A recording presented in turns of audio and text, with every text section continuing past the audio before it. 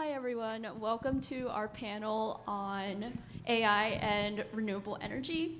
I'm Tiana Wong. I do policy and government relations at Terraform, and we are seeking to decarbonize critical energy supplies here in the state and also to help California reach our net zero goals. And previously, I worked on research that supported innovation ecosystems and the acceleration of like precision agriculture adoption in Central Valley. And joining me here are Crystal Dilworth, who is the business development lead and my colleague at Terraform. And we're working on decarbonizing the natural gas supply and incentivizing renewable energy deployment. And we also have here Olga Batygin, who is the co-founder and CEO of Lucinetic, which is a pioneering GeoAI company that enhances location intelligence by transforming complex geographic data into actionable insights through a natural language interface. And this dialogue will be about the challenges, the tech advancements, and also the policy requirements that are needed to successfully deploy in California's very diverse landscape. So before we jump into the conversation, can you all please give a brief description of you and your company's technology? Sounds great. Thank you so much, Tiana. And yeah, we can talk about AI and how to optimize venture investing. That was something we were just joking about. But one of the things that we actually wanted to say, to Stephen's point, is actually all three of us are UC graduates. I'm from UC Santa Cruz and UC San Diego, Berkeley. Yeah, so just to the point that we're talking about early venture, just to amplify that a little bit. But I started out in molecular biology. I actually got my MCD biology degree at UC Santa Cruz, and then I moved on to Caltech and worked at the interface of science and the economy. That was an interest for me because I saw how siloed science was in the lab and there wasn't a lot of tech transfer going on.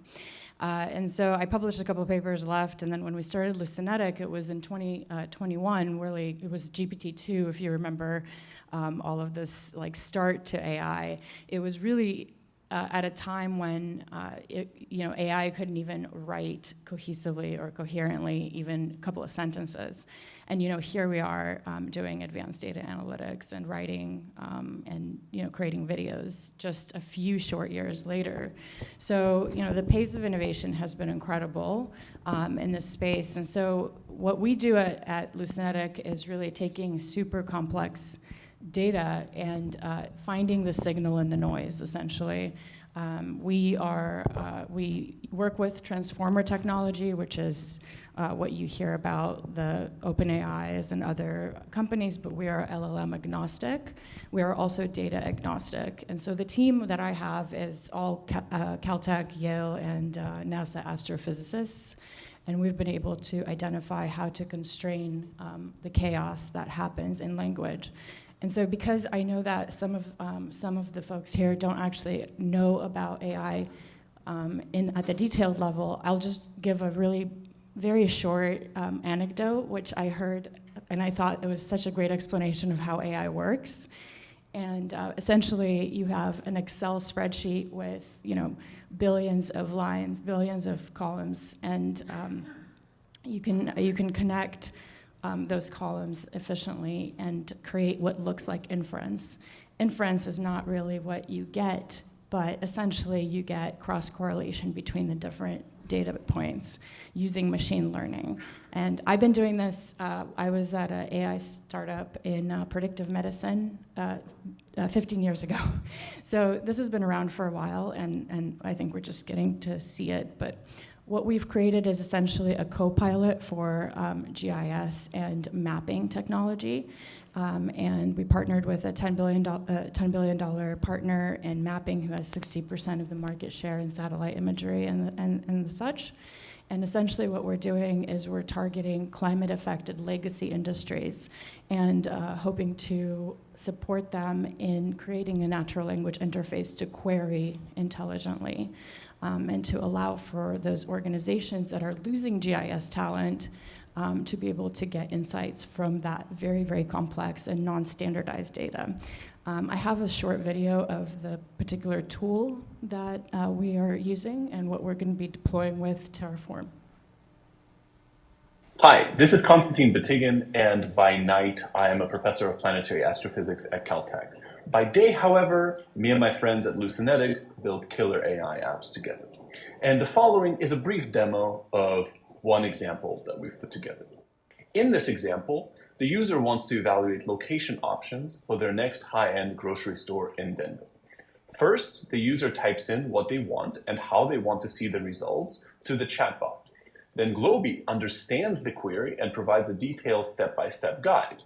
It even understands that drive time, demographics, and spending data will be relevant to this analysis. Following this guide, the user adds the grocery store dataset and selects the region to analyze. With the region selected, the user asks what to do next. Globy provides ideas on what datasets to use and how to analyze the data. Following this suggestion, the user adds the grocery spending dataset and uses the suitability analysis to find the best location for the new store. With the suitability map, the user asks how to create a report for the best location. Globy provides a guide on how to visually filter only the top results. After finding the best locations, the user wants to create an infographic summarizing the analysis for each option. Globy suggests data points tailored to the context of high-end grocery stores, such as demographic, income, spending, and lifestyle datasets. Following this, the user can easily create an infographic on shopping and spending data. Like this example, anyone can bring their datasets together and analyze them with the help of our AI, thereby enhancing their decision-making process with Lucinetic's location intelligence. So this is just an example of site selection for commercial use, but actually the examples are boundless. So we have the really great and difficult problem of making sure we figure out what industry is going to be the best industry. We're an early stage company, so we have several contracts, but one of the things that's really interesting for us is really this energy transition space, because we have companies like Terraform with which we can partner who feel the urgency and who understand what's coming down the pipeline. Yeah, so hopefully you guys can hear me. How about now? Is that better? All right, I'll just talk to my shoulder. It'll be fine. So I'm developing business for a hardware company that's trying to halt the net flux of carbon from the Earth's crust to the atmosphere while retaining the durability and the dependability of chemical energy storage. So we're not anti-hydrocarbon, we are anti-dead dinosaur. So what we're doing is we're using the feedstocks of sunlight, air, and water, and our backgrounds in chemical engineering to synthesize E-gas. So E, natural gas, the product is methane, but the power source for that synthesis is coming from renewable energy. This means that when I'm deploying this technology, I need space for renewable energy assets, I need pipeline access, I need to know what potential communities I'm impacting and if they were previously recognized environmental justice communities. And I also need to know what the solar potential or the wind potential in the areas that I'm trying to deploy my hardware in have. Now, we are an early stage startup. We are actually in the middle of a Series A raise, so if anybody's interested in that, please see me afterwards. We have 15 full-time employees, and I don't have budget to hire a PhD in GIS. But what I can do is partner with a company like Lucinetic that offers me the ability to use that GIS data, the geographical data about the locations of the pipelines, the solar potential in the area, et cetera, to help me decide where to target my very limited resources so that I can develop this technology in the field and then have all of those wonderful problems that you guys were talking about the permitting process and waiting for 10 to 15 years to actually be able to put steel in the ground. I really look forward to having those problems, and Olga's technology is going to help us get there. Yes, and can you dive a little bit deeper into like what specific challenges you encounter while building your business in California, since we're all SoCal based, right, with Lucinetics in Pasadena and us in Burbank? And also, what policy changes could significantly enhance the feasibility and adoption of our technologies? Olga. Okay, so I'll take that first because I'll answer it for energy and then you can be a little bit more specific for AI. When I'm looking for small pilot projects, it's much easier to find partners. But when I'm looking to deploy 20, 50 megawatts of renewable energy, California's not really making it that easy for us. We're actually talking about our first more than 10 megawatt deployment in Wyoming right now because they will match the private funding that our project gets. If I get $8 million of private investment for my project, the state of Wyoming will give me $8 million to incentivize me building it there. And they've got a lot of mine land that's reclaimed that has the water, the land, and the pipeline access that I need for my particular technology. So one of the things that we're really encountering as a hardware company that's also in infrastructure deployment is, look, I can get my seed round funded. VC kind of knows how to do that. But once we start talking about longer timelines, the potential complexities of the regulatory system, they are not willing to dive in to that, the murky sea of these variables. And I'm not big enough at a Series A company to be able to go to the DOE and Jigga Shaw's office and say, hey, can I have $200 million loan to get my first projects built?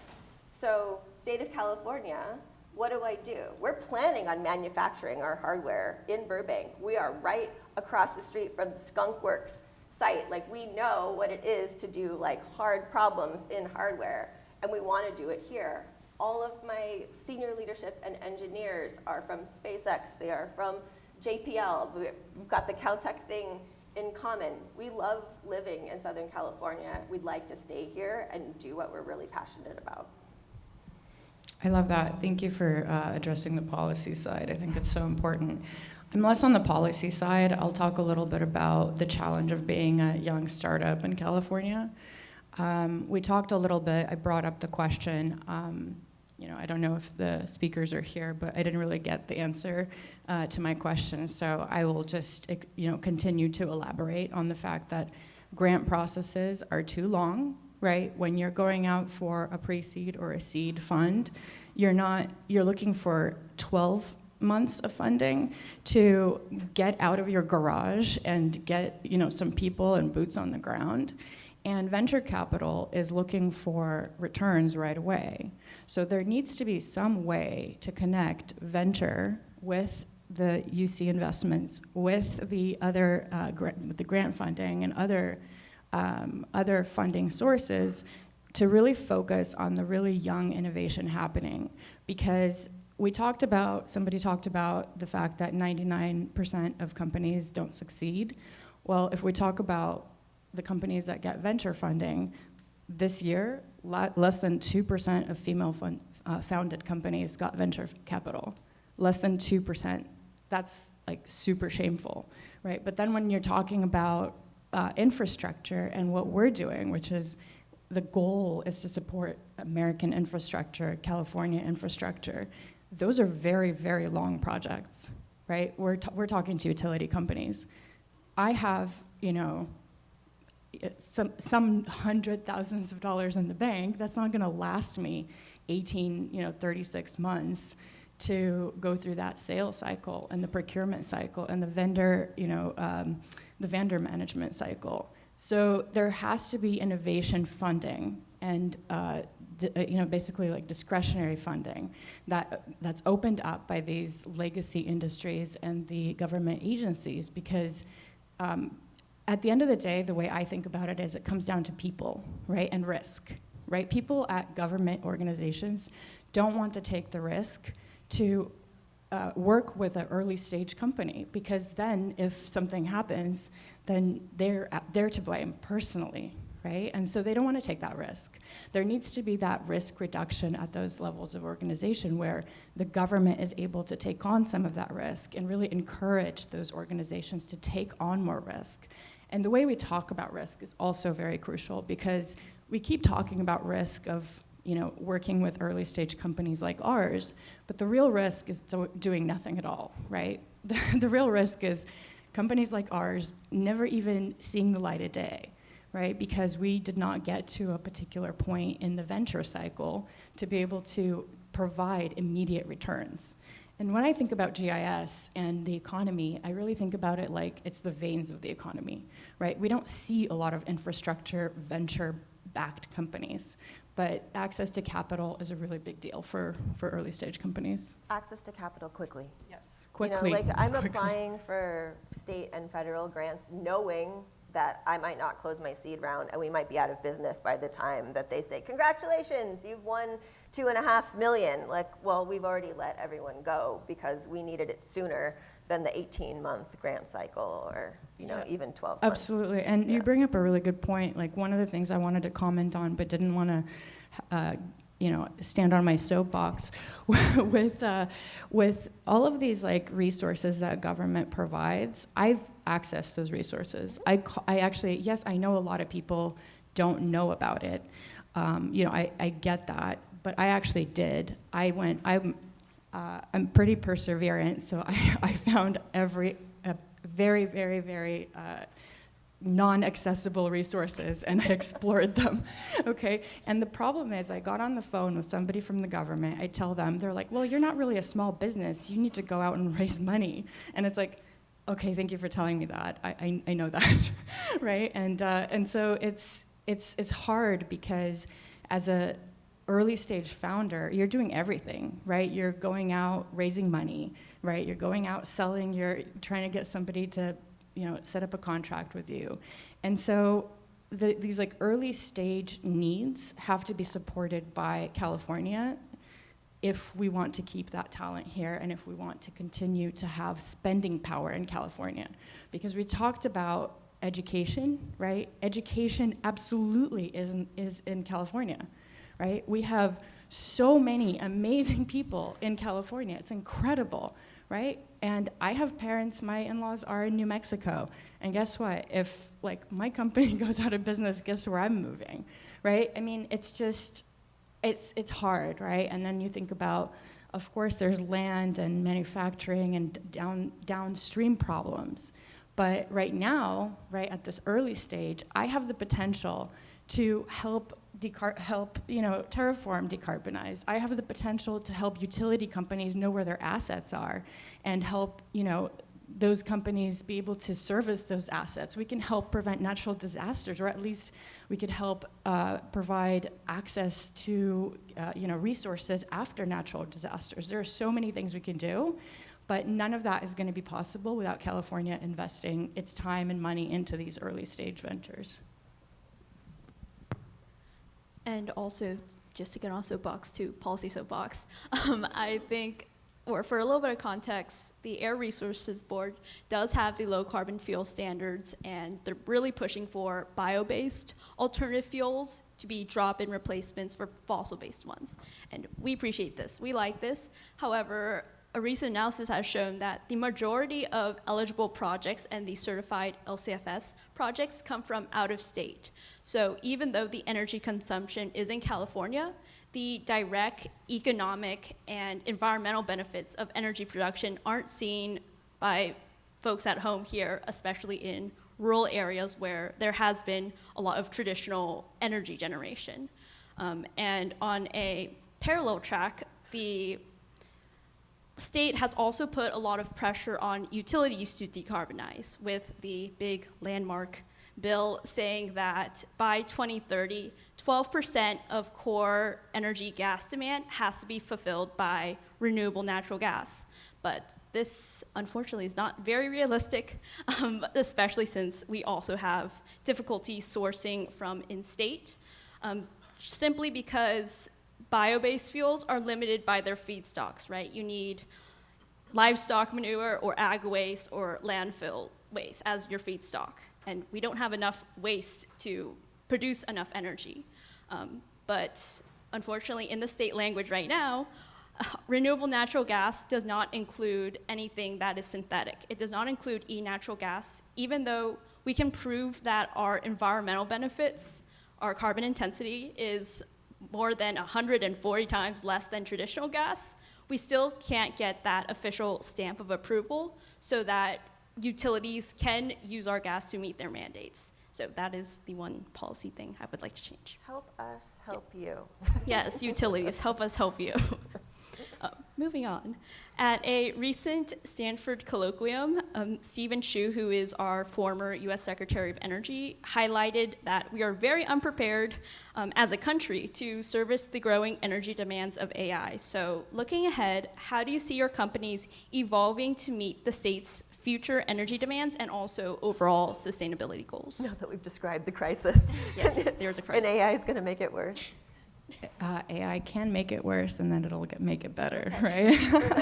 So I can't speak for all of AI, but I will just say that very early on, because I have the pleasure of working with such brilliant humans on my team, we thought about this very, very early, right?